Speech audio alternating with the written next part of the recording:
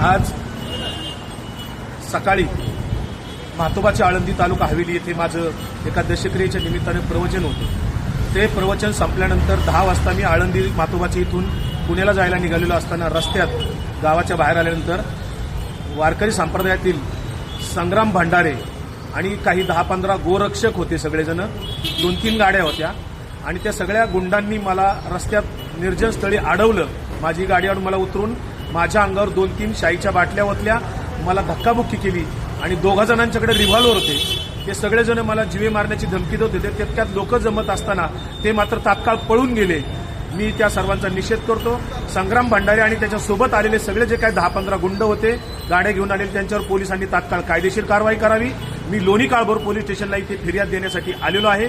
जोपर्यंत त्यांना सर्वांना अटक होत नाही तोपर्यंत लोणी काळभोर पोलीस स्टेशन येथे माझा सत्याग्रह सुरू राहणार आहे।